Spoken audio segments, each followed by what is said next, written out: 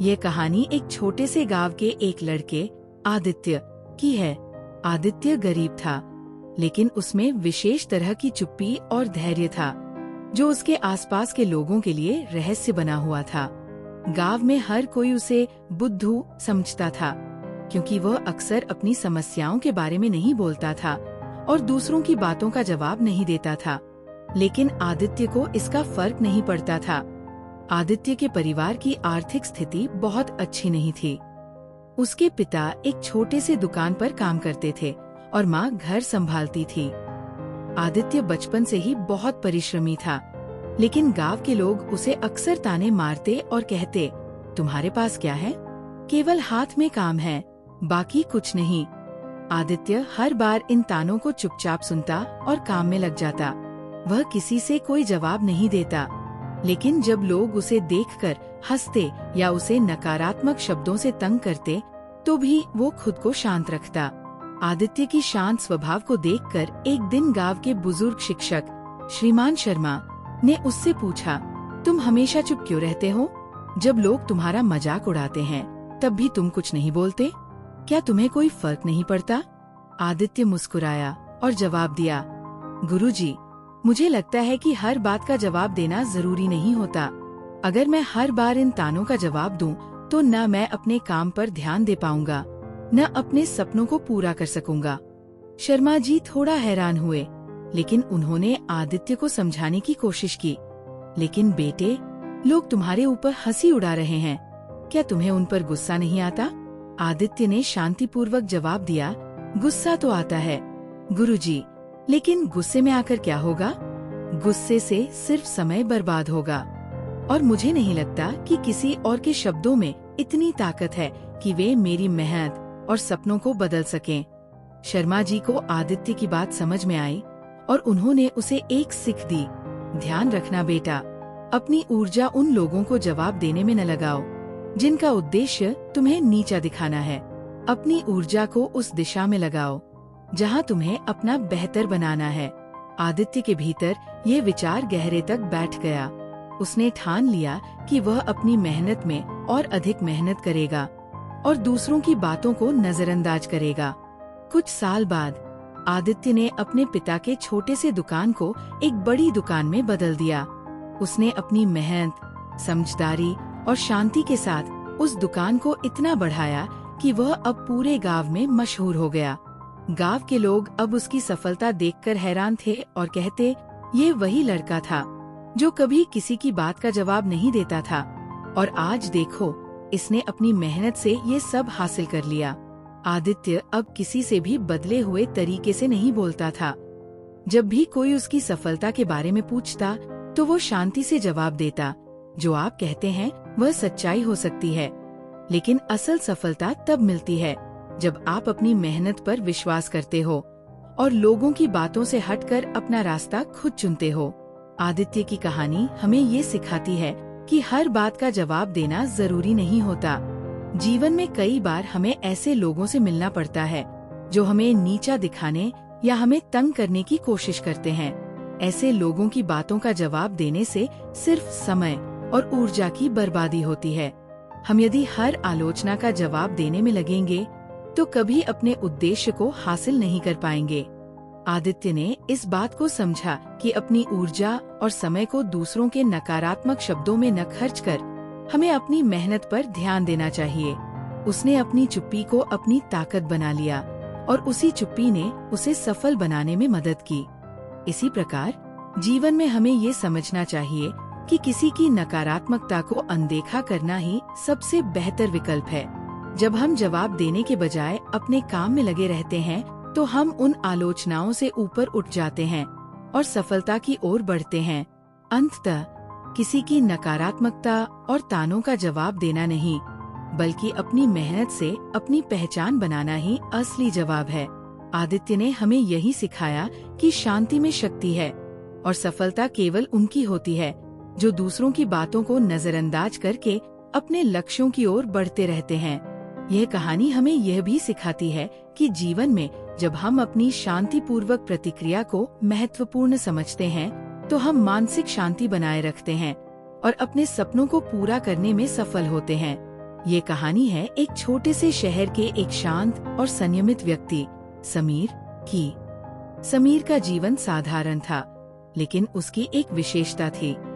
वह कभी भी अपनी शांति को दूसरों से प्रभावित नहीं होने देता था। समीर के पास एक छोटी सी दुकान थी, जहां वह किताबें बेचता था। उसकी दुकान शहर के एक व्यस्त मोहल्ले में थी और वहां बहुत से लोग आते जाते रहते थे।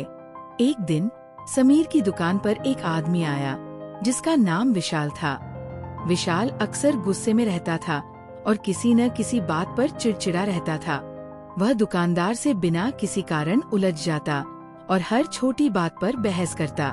समीर ने कई बार कोशिश की कि विशाल को शांत किया जाए, लेकिन वह हमेशा अपनी शांति खो बैठता था। एक दिन विशाल ने समीर से कुछ इस तरह कहा, तुम हमेशा शांत रहते हो, क्या तुम्हें कभी गुस्सा नहीं आता? तुम तो किसी से भी बहस नहीं करते। तुम सच में उपदेशक बन गए हो।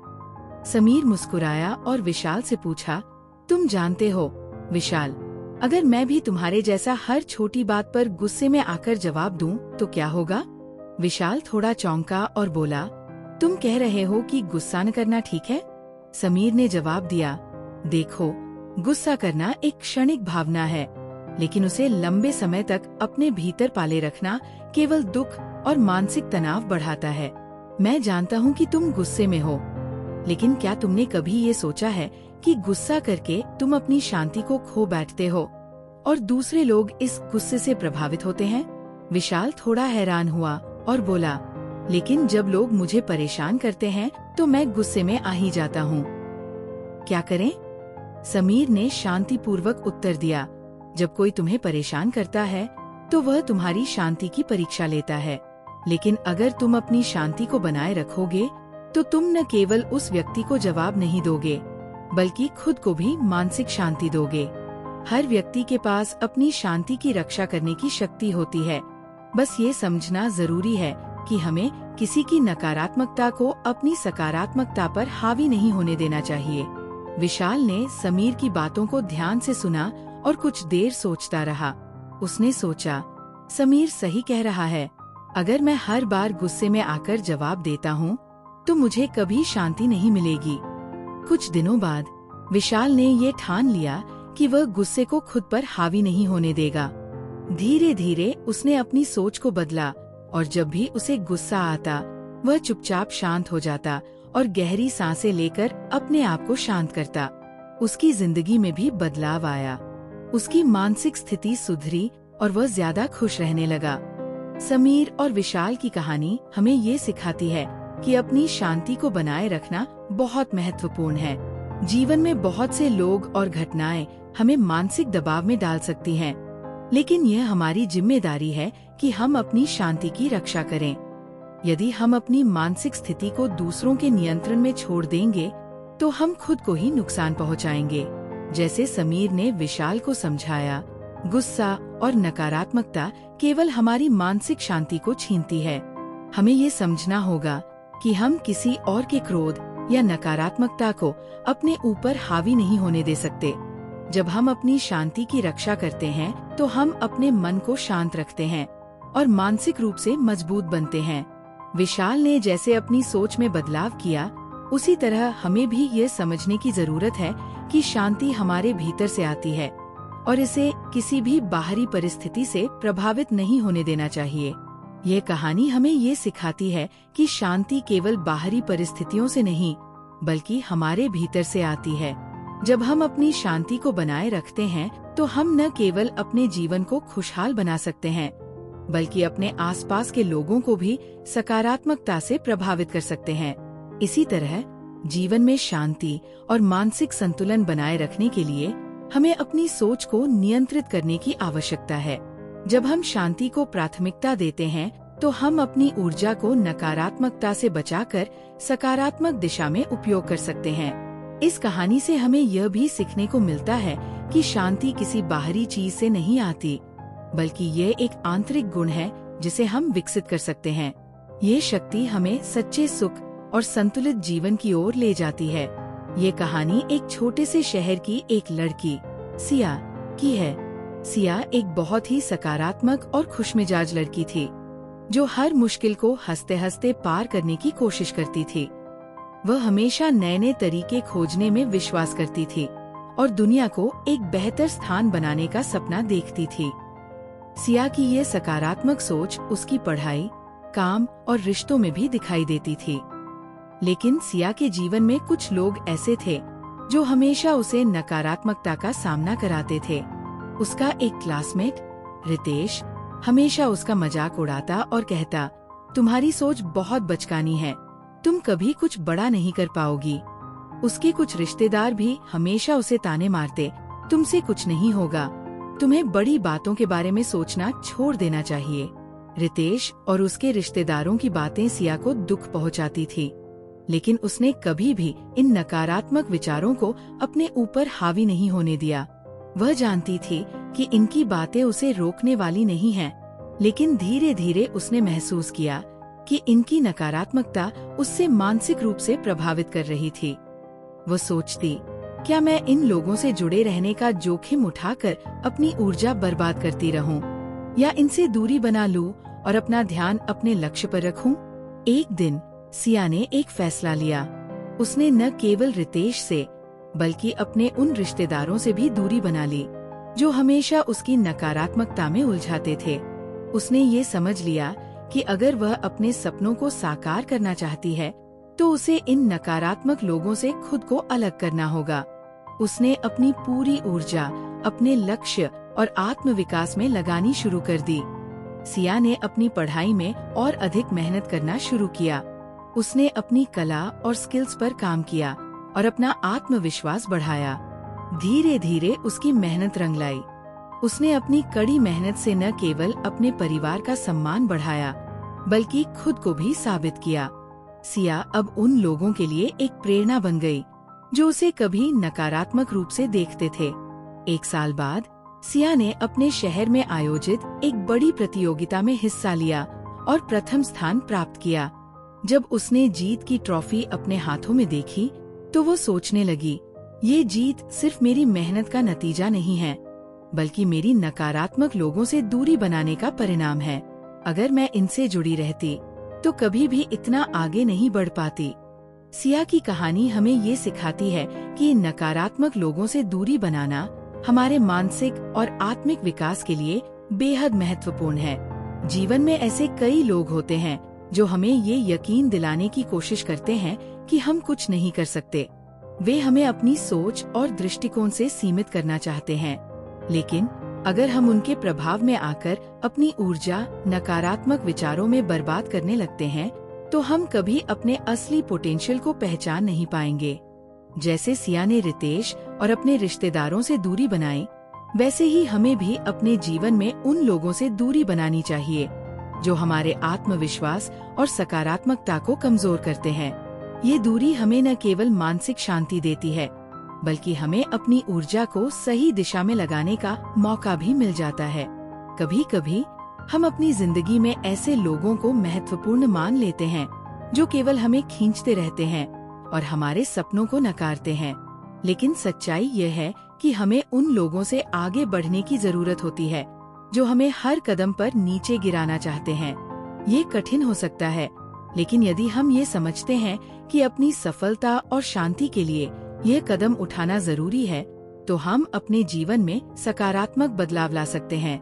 सिया ने अपनी सफलता को अपनी मेहनत और आत्मविश्वास के साथ हासिल किया, और वह यह जानती थी कि नकारात्मकता से बचने के बाद ही उसने अपनी असली क्षमता को पहचाना। इस कहानी से हमें ये सीखने को मिलता है कि नकारात्मक लोगों से दूरी बनाना कोई कमजोर होने की बात नहीं है, बल्कि यह अपने लक्ष्य को प्राथमिकता देने और अपने मानसिक शांति की रक्षा करने का एक तरीका है। हमें अपनी ऊर्जा उन लोगों से बचानी चाहिए जो हमें कमजोर बनाते हैं और हमारी सच्ची क्षमता को पहचानने से रोकते हैं। इस तरह से नकारात्मकता से बचना और अपने जीवन में सकारात्मकता को बढ़ावा देना केवल हमारी सफलता में मदद नहीं करता, बल्कि हमारी मानसिक स्थिति और शांति को भी मजबूत करता है। ये कहानी है एक साधारण से गांव के लड़के राजू की, जिसकी आंखों में एक बड़ा सपना था, एक आईएएस अफसर बनना। उसके गांव में बिजली की कटौती आम बात थी। इंटरनेट की सुविधा बहुत सीमित थी और पढ़ाई के संसाधन भी कम थे। लेकिन इन सब के बावजूद राजू के अंदर एक आग थी, कुछ बड़ा करने की, कुछ बनकर दिखाने की। राजू का दिन सुबह 4 बजे शुरू होता। जब बाकी लोग सो रहे होते तब वो लालटेन की रोशनी में पढ़ाई करता। उसके दोस्त उसका मजाक उड़ाते, इतनी मेहनत कर रहा है लेकिन क्या करेगा? तेरे जैसे कई गांव के लड़के शहर जाकर फेल हो जाते हैं। कुछ रिश्तेदार ताना मारते, इतना पढ़कर क्या करेगा? खेती छोड़कर बड़े अफसर बनने चला है। गांव की औरतें कहती, अरे ये लड़का तो पागल हो गया है, दिन रात किताबें लिए घूमता है, जिंदगी तो जी ही नहीं रहा। राजू ने कई बार सुना, लोग क्या कहेंगे, लेकिन उसने एक चीज ठान ली थी, लोगों की बातें नहीं रुकेंगी, लेकिन अगर मैं रुक गया तो मेरा सपना वही खत्म हो जाएगा। एक बार राजू ने प्रीलिम्स पास किया, लेकिन मेंस में फेल हो गया। वह टूट चुका था। पूरे गांव में ये बात फैल गई। देखा, कहा था ना, ये ज्यादा उड़ने लगा था, अब आया नीचे। कुछ लोगों ने तो ये भी कह दिया, अब छोड़ दे, तेरे बस का नहीं। राजू की आंखों में आंसू थे, लेकिन उस रात उसने खुद से एक वादा किया, अब मैं किसी की नहीं सुनूंगा, सिर्फ अपने दिल की। मेरा सपना बड़ा है और मैं उसे पूरा किए बिना चैन से नहीं बैठूंगा। राजू ने अगले साल दोगुनी मेहनत से तैयारी की। इस बार न उसने किसी की सुनी, न ही सोशल मीडिया पर समय बर्बाद किया, न दोस्तों की पार्टियों में गया, न रिश्तेदारों की बातों में पड़ा। सिर्फ एक चीज पर ध्यान दिया, लक्ष्य। और एक दिन उस गांव में डाकिया एक चिट्ठी लेकर आया, आपका चयन भारतीय प्रशासनिक सेवा में हुआ है। पूरा गांव सन्न रह गया। जो कभी उसका मजाक उड़ाते थे वही अब बोल रहे थे, हम तो पहले ही जानते थे ये लड़का कुछ अलग करेगा, इसका तो बचपन से ही अंदाज अलग था। राजू मुस्कुराया, क्योंकि उसे पता था लोगों की बातें तब भी नहीं रुकी थी जब मैं हार रहा था, और अब भी नहीं रुकेंगी जब मैं जीत गया हूँ। इस कहानी से हमें शिक्षा मिलती है कि लोग हमेशा कुछ न कुछ कहते रहेंगे।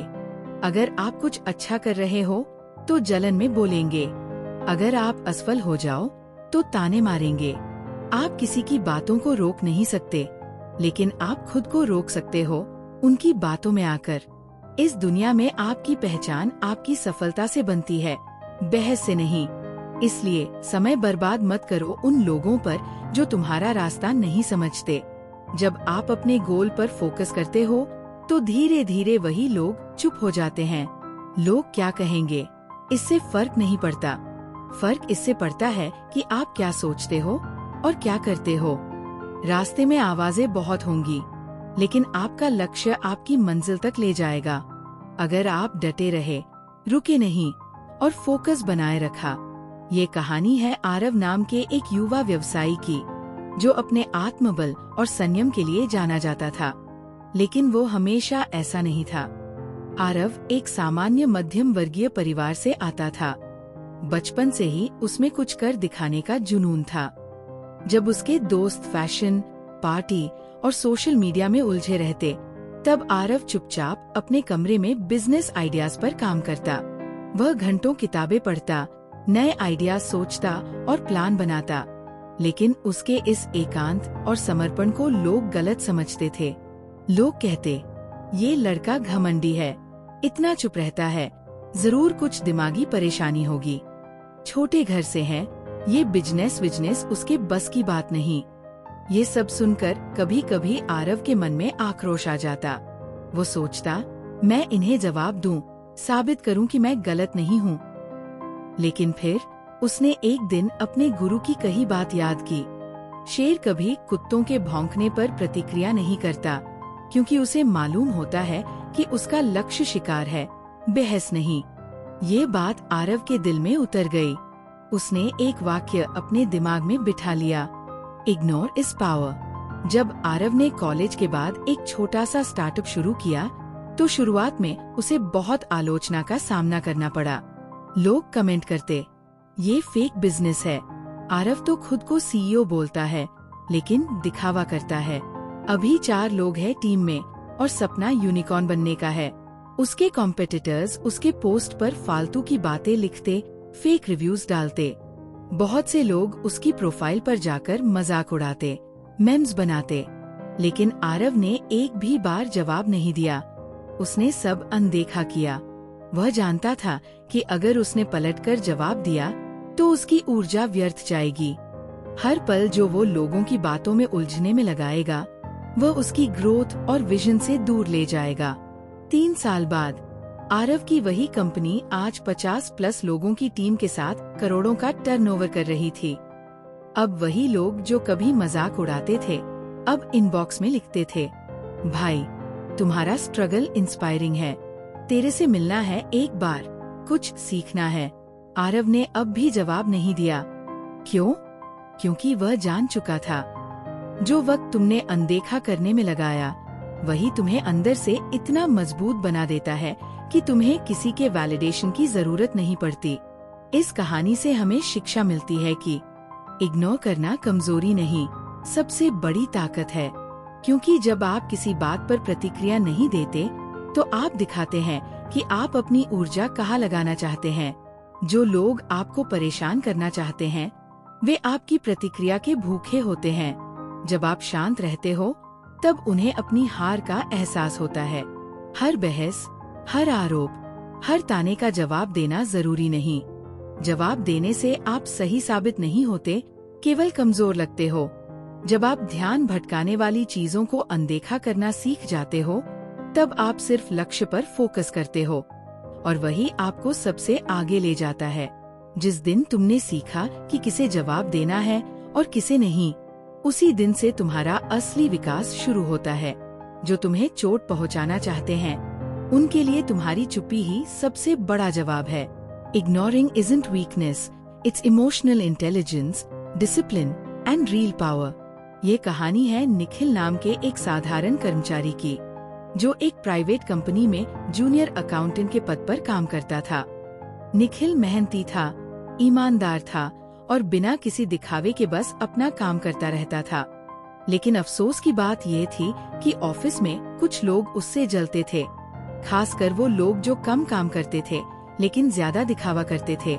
निखिल की सादगी, उसकी ईमानदारी और काम के प्रति समर्पण से कुछ लोग असहज महसूस करते थे। एक दिन उसके ही विभाग के एक सीनियर ने उसके खिलाफ अफवाहें फैलानी शुरू कर दी। निखिल तो बॉस की चमचागिरी करता है, इसका काम ठीक नहीं है, ये गलती छुपाता है, ये तो दिखावा करता है सीधा साधा बनने का। ये अफवाहें धीरे धीरे पूरे ऑफिस में फैल गईं। कई लोग उससे कतराने लगे, बात करने से बचने लगे।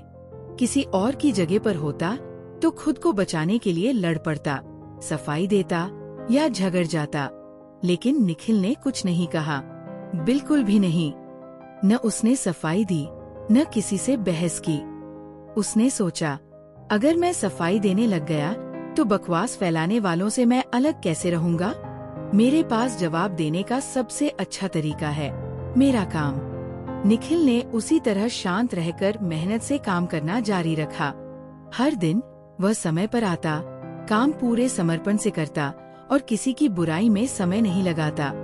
धीरे धीरे उसकी सच्चाई खुद बोलने लगी। एक दिन कंपनी में इंटरनल ऑडिट हुआ। उस ऑडिट में निखिल के काम को सबसे ज्यादा सटीक, ट्रांसपेरेंट और समयबद्ध बताया गया। बॉस ने सबके सामने उसकी तारीफ की और उसे एक बड़ी प्रमोशन दी। उसी मीटिंग में वो लोग भी मौजूद थे जिन्होंने उसके खिलाफ बकवास फैलाई थी। वे सब चुप थे, ठीक वैसे ही जैसे कभी निखिल रहा करता था। उस दिन सभी ने समझा, बकवास का जवाब जुबान से नहीं, किरदार से दिया जाता है। जब लोग बिना कारण आपकी बुराई करें, तो आप 2 रास्तों पर जा सकते हैं। 1, जवाब देकर अपनी ऊर्जा खो देना। दूसरा, चुप रहकर जवाब को अपनी सफलता में बदल देना। बोलने वाले की आवाज तेज हो सकती है, लेकिन सच बोलने की जरूरत नहीं होती, वो अपने आप सामने आता है। जब आप चुप रहते हैं, तो आप दिखाते हैं कि आप तुच्छ लड़ाइयों में नहीं पड़ते, आप एक बड़ी मंजिल की ओर बढ़ रहे हैं। बकवास तब तक बढ़ती है जब तक उसे महत्व दिया जाए। एक बार जब आप उसे चुप्पी से जवाब देने लगते हैं, तो वो खुद ब खुद मर जाती है। ताकतवर वो नहीं जो सबसे तेज बोलता है, बल्कि वो है जो सबसे खामोशी से जीतता है। जब आप किसी बकवास के जवाब में चुप रहते हैं, तो आप न केवल अपनी गरिमा बचाते हैं, बल्कि उस व्यक्ति को भी उसकी औकात दिखाते हैं, बिना एक शब्द बोले। ये कहानी है काव्य की, एक छोटे शहर का युवा जो संगीतकार बनना चाहता था। उसके परिवार में सब डॉक्टर या इंजीनियर बन चुके थे और उनका मानना था कि संगीत बस एक शौक होता है, करियर नहीं। लेकिन काव्य का सपना कुछ और था। वो एक ऐसा म्यूजिक कंपोजर बनना चाहता था जो अपने संगीत से दुनिया को महसूस करवा सके। जब उसने पहली बार अपने परिवार और दोस्तों से अपने सपने की बात की, तो सबने एक जैसा जवाब दिया, ये सब फालतू बातें हैं। हमारे घर में कभी किसी ने ऐसा नहीं किया। भविष्य खराब हो जाएगा। इतने टैलेंटेड लोग स्ट्रगल कर रहे हैं, तू क्या कर लेगा? काव्य को समझ आ गया कि ये वो सफर है जिसे उसे अकेले तय करना होगा। कोई उसका हाथ नहीं पकड़ेगा, कोई उसका इंतजार नहीं करेगा और कोई उसे रास्ता नहीं दिखाएगा। काव्य ने इंजीनियरिंग की पढ़ाई को बीच में छोड़ा और मुंबई आ गया, सिर्फ एक छोटा बैग, एक गिटार और एक सपना लेकर। मुंबई ने उसका गर्मजोशी से स्वागत नहीं किया। वो छोटे से रूम में रहता, लोकल ट्रेन से ऑडिशन देने जाता, रोजाना रिजेक्शन झेलता, कभी भूखा रहता तो कभी दोस्तों के मजाक का शिकार बनता। वो लोग जो कभी उसके करीबी थे, अब फोन भी नहीं उठाते थे। वो कहते, तू ही तो छोड़कर चला गया, अब क्या चाहिए?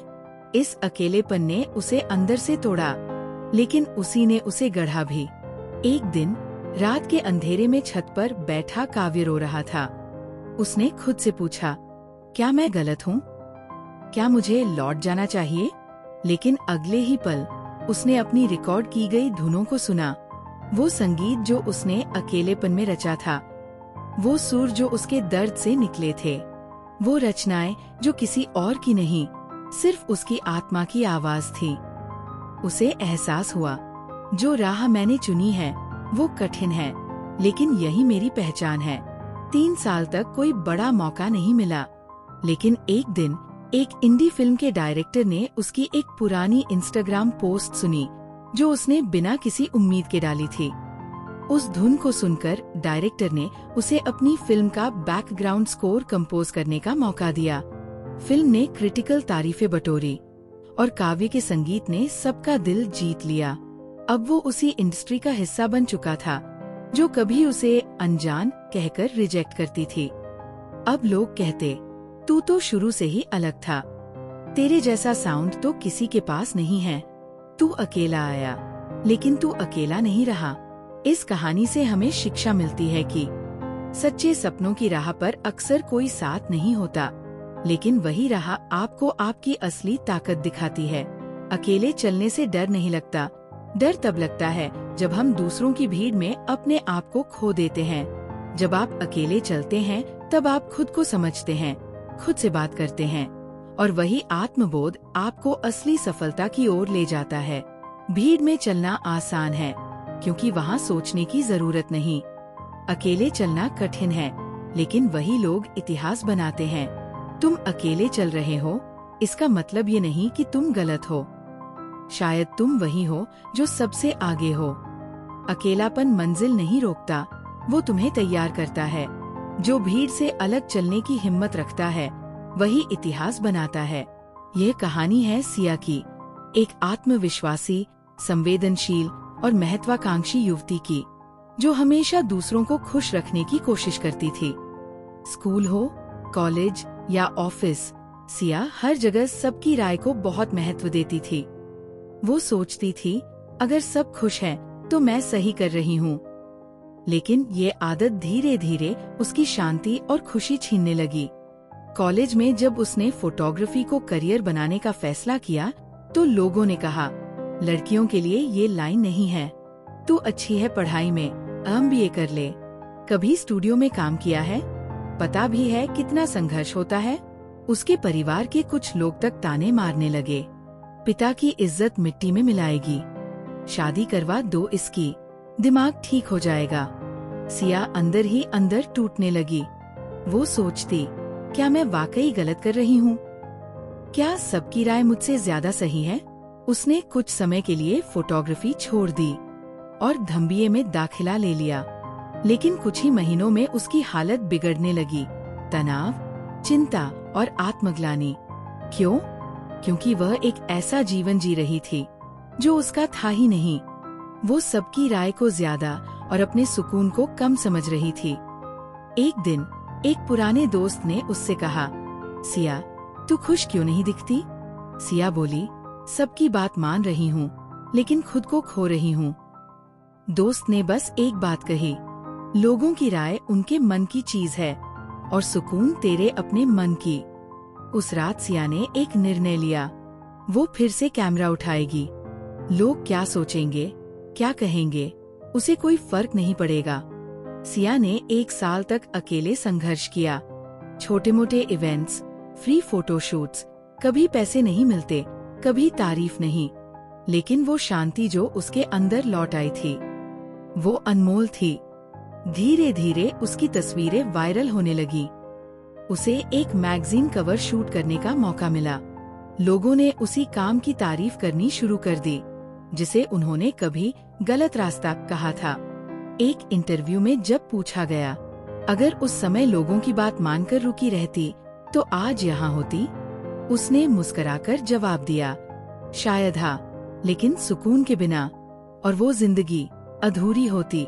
इस कहानी से शिक्षा मिलती है कि लोग क्या कहेंगे, ये दुनिया का सबसे बड़ा डर है जो सबसे ज्यादा सपनों की हत्या करता है। आपकी मेंटल पीस, आपकी भावनात्मक स्थिरता, आपकी सच्ची खुशी किसी और की राय से लाख गुना ज्यादा जरूरी है। राय हर कोई देगा, लेकिन जिम्मेदारी सिर्फ आपकी होगी। इसलिए वही करो जो तुम्हारे दिल को सुकून दे।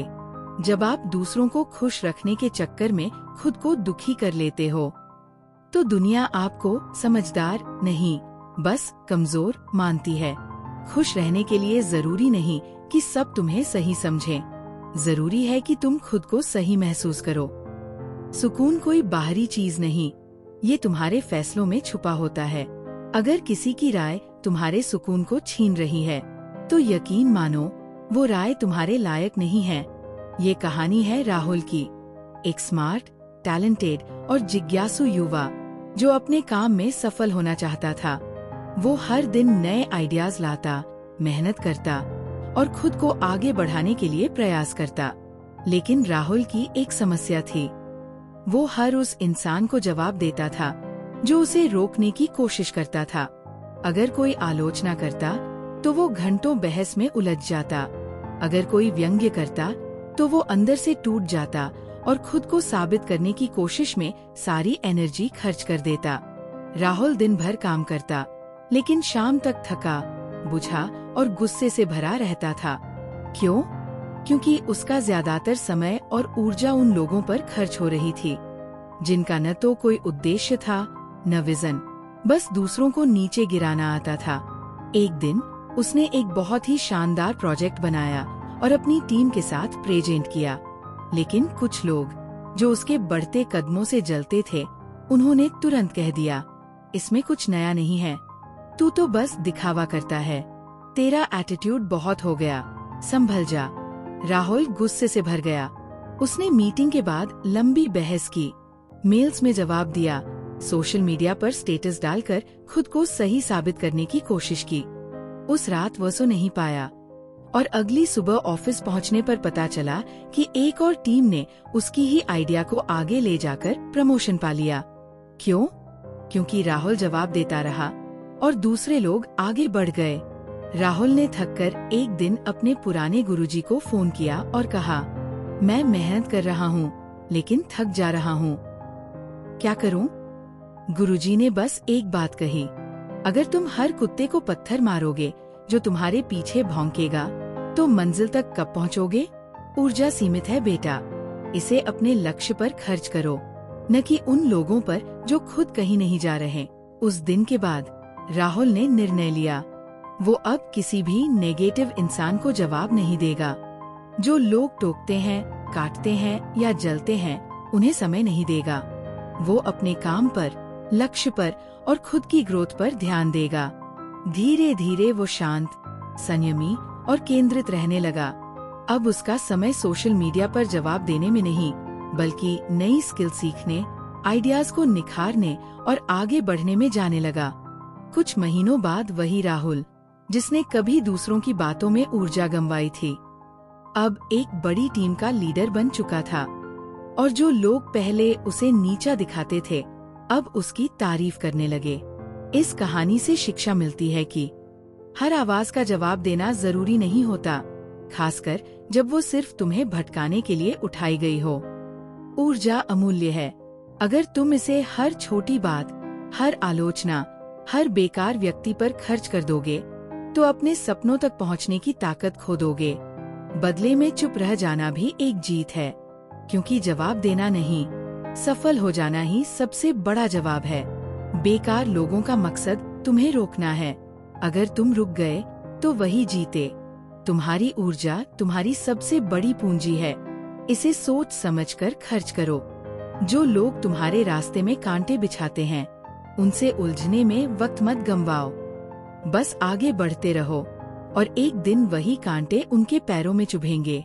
Ignore, focus, grow, repeat. यही मंत्र है ऊर्जा बचाने और सपनों तक पहुंचने का।